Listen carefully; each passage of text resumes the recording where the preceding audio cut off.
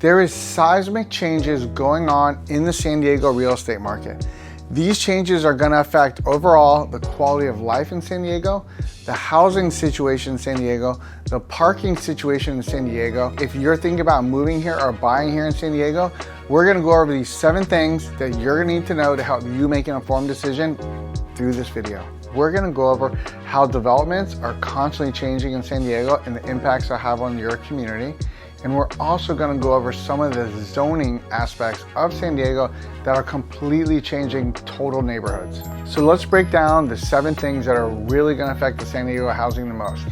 So number 1, San Diego changed its zoning laws. It changed its zoning laws in 2022 with them bringing in SB 9. Now, SB 9 removed a lot of red tape and restrictions about what you can and cannot build on your property. But San Diego didn't just lean into this. They basically fell over into a hole and decided to go all in. And what did they do by this? They made their restrictions so lax that anybody, anywhere, in any neighborhood can now be building ADUs on their property with no parking. On the positive side, many have argued that the SB 9 is allowing more people now to build ADUs so they can better afford a better quality of life in San Diego. With home prices so expensive, you need additional income coming in, thus building these units overall helps the person that bought the house. And finally, by building these units, they think that they're solving the housing crisis in California by adding additional units for people to be better renters. Now let's look at a negative side of this SB 9. So neighborhoods that used to be small, quaint, minimal traffic, riding your bike on the street with your little kid have now turned into neighborhoods with multiple units on properties. Overall volume of people in these neighborhoods has more than tripled, which changes the whole dynamic of where you may have bought to have a small, quaint neighborhood and have your family grow up there.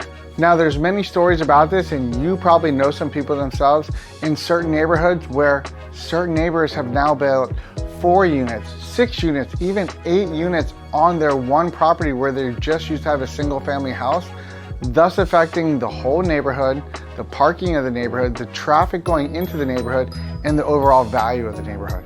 Another con of this is there's not enough parking for all these new developments, but the city views it differently because the city changed its laws around what they call their transit centers to really allow you to even double and triple down the number of units that you build. Number 2, San Diego has become way more investment focused over the last 5 years.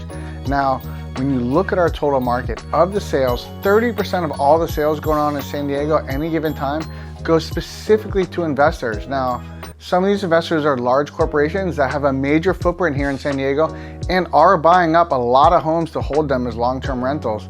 But they're also small-time investors that want to buy their first investment property so that they can get a hold of the appreciation that's made in San Diego and get a hold of the great rental market with the rental increases that we have here that are over 5% per year. Why is it good that all these investors are actually coming to San Diego and buying up these homes? Well, number 1, it does keep our prices stable.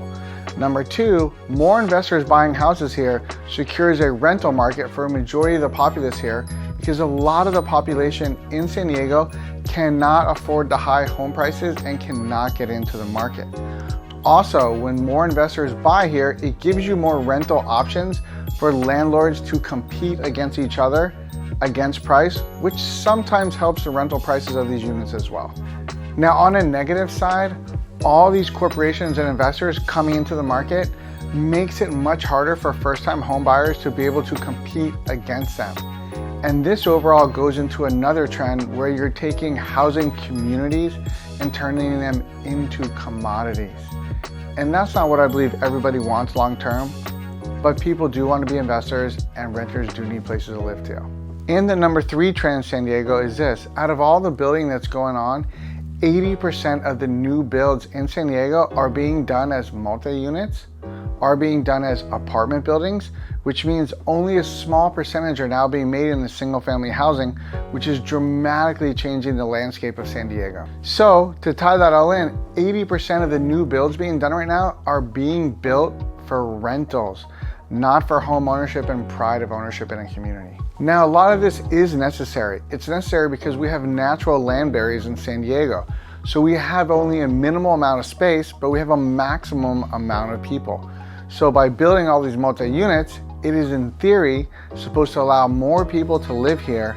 And then in theory, it's also supposed to drive down rental prices. And in theory, it's supposed to provide low income housing for some people that can purchase as well. Now, if you're a consumer out there that actually wants to buy a single family house, wants to have space, wants to have privacy, wants to have a great community, does all this help you? No, this is actually making it more and more expensive for you because like we mentioned, 80% of new builds are apartment units and condos, which means single family housing in great communities in San Diego is only going to become way more expensive and a smaller amount on the market, which means higher prices for these nice neighborhoods and single family houses over the long term. So number 4 is crowding, congestion, and home ownership in San Diego is vastly changing. So if we take a look at a decade ago, home ownership was at 50%. Currently, now home ownership is only at 40% and getting smaller due to the prices. The other problem that we have with all this building going on, we're limiting our amount of parks. For every 10,000 residents, there's only 1 park in San Diego, which means open space is very limited as well. Also, finally, the congestion level of cars here seems to be getting higher and higher, which long term is gonna cause more and more parking problems and frustrations of where you park your car and where you have to walk to for stores. So as San Diego becomes more urbanized, you're gonna see a lot more neighborhoods become more condensed, but yet become more walkable with different amenities inside those neighborhoods. And some people may like that. But if you're one of those buyers that still wants to get in a traditional neighborhood with a small time feel, with limited traffic, more of a community, those options are becoming much more limited. And as they become limited, they become much, much more expensive. Number 5, out of the new builds are all these corporations that are building in San Diego. So 25% of the new builds in San Diego, all these multi-apartment buildings are being built by corporations.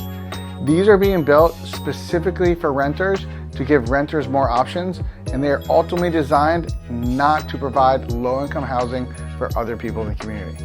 Now, a lot of this is necessary in San Diego, and there's some benefit to this. So when you have these multiple apartment buildings being built, you have professionally managed HOAs, you have multiple amenities inside these communities, and some may have parking, some may not. But the downside to this, once again, is you're not providing more opportunities for people to get into the housing market, thus lowering housing costs. Number 6, single family home builds are basically not being built. And the problem is those prices are now skyrocketing. If you look at the average home price in San Diego for a single family home, it's $1 million. And then you have to think about, we're not building more homes, but yet we're adding 20,000 new residents per year to San Diego, making it much harder for first-time home buyers to get into single-family houses, making it much harder for people to save for the down payment for their first house, and overall, making a lot of people now have to settle for buying their first home as a condo or a townhome, which there's nothing wrong with that, but it is making the demand for single-family houses much higher and the prices continually growing. In conclusion, a lot of things are changing in San Diego. Some of them are going to be for the good, for the positive, for certain people that want to live in certain areas with urbanization. Some things are bad for people that want to live in more traditional neighborhoods. But there's one thing that's for certain. Change is certain. This is not slowing down. Our population is increasing, and you're really going to think more than you ever had to before about where you want to live, where you want to invest, or how you can turn the current home you have into the best investment that you can make for you and your family. So in the end, when push comes to shove, San Diego still will maintain to be one of the most stable areas in real estate to invest, with a great rate of appreciation. If you own rentals, it's a great place to increase your rent as well year over year. And in the end, it's a great place to put money for safe financial decisions for your future.